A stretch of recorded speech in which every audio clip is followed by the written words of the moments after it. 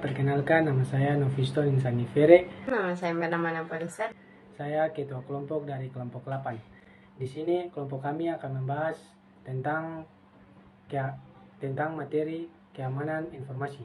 Saya akan membahas poin pertama dan poin kedua. Poin pertama yaitu aspek keamanan informasi, threat, exposure, dan vulnerability. Ancaman atau threat. Ancaman dapat berupa serangan perangkat lunak berbahaya seperti malware atau virus, atau ancaman fisik seperti pencurian perangkat keras komputer. Sedangkan paparan atau exposure, paparan terjadi ketika informasi sensitif dapat diakses oleh pihak yang tidak berwenang. Misalnya jika data penting disimpan dalam server tanpa langkah-langkah keamanan yang memadai, itu dapat menjadi paparan. Yang terakhir, kerentanan atau vulnerability. Kerentanan adalah kelemahan dalam sistem keamanan yang dapat dieksploitasi oleh ancaman. Sebagai contoh, menggunakan kata sandi yang lemah atau tidak melakukan pembaruan perangkat lunak secara teratur dapat meninggalkan sistem rentan terhadap serangan. Yang kedua yaitu faktor-faktor kerentanan terhadap informasi. Faktor-faktor kerentanan terhadap informasi melibatkan sejumlah aspek yang dapat meningkatkan risiko keamanan. Beberapa faktor tersebut termasuk yang pertama, ketidakamanan perangkat lunak dan aplikasi, yang kedua, ketidakamanan jaringan, yang ketiga, ketidakamanan fisik, yang keempat, ketidakamanan konfigurasi, yang kelima, manajemen hak akses yang buruk, yang keenam, kurangnya pembaruan dan pemeliharaan, yang ketujuh, ketidakamanan pengguna, yang kedelapan, pengolahan sandi yang lemah.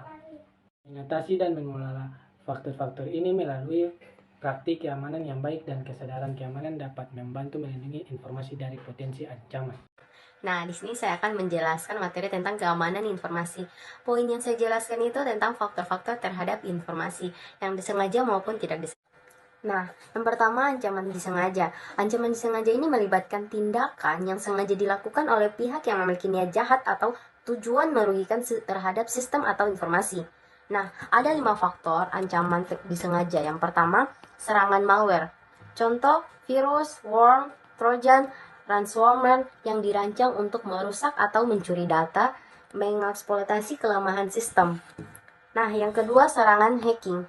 Contoh, upaya tidak sah untuk mengakses atau memanipulasi data dengan meretas sistem atau jaringan. Nah, yang ketiga, phishing.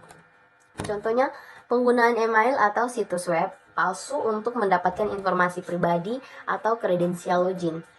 Nah, ancaman tidak disengaja. Ancaman tidak disengaja ini melibatkan tindakan yang tidak dimaksudkan atau tidak disengaja yang dapat merugikan keamanan informasi. Nah, ada 5 faktor ancaman tidak disengaja. Yang pertama, kegagalan perangkat keras atau perangkat lunak.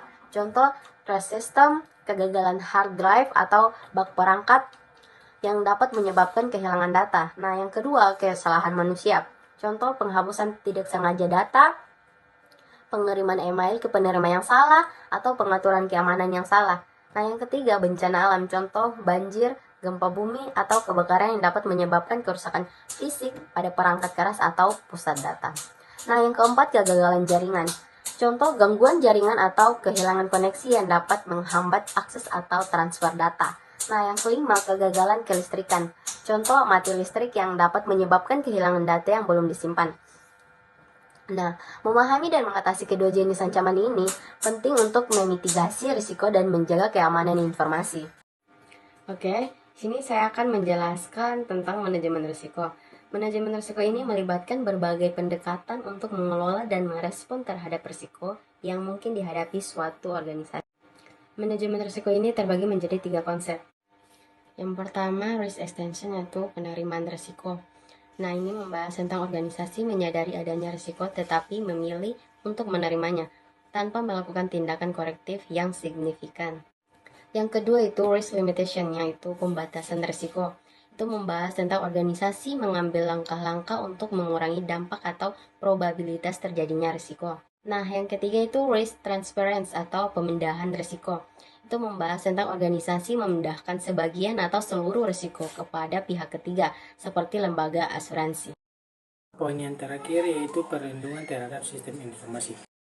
Perlindungan sistem informasi adalah usaha berkelanjutan yang melibatkan kombinasi teknologi, kebijakan, dan pelatihan untuk menjaga keamanan dan integrasi informasi. Sekian video pembahasan dari kelompok kami, semoga bisa bermanfaat bagi banyak orang. Bagi teman-teman yang nonton, jangan lupa masuk UKIM Kampus Orang Basudara.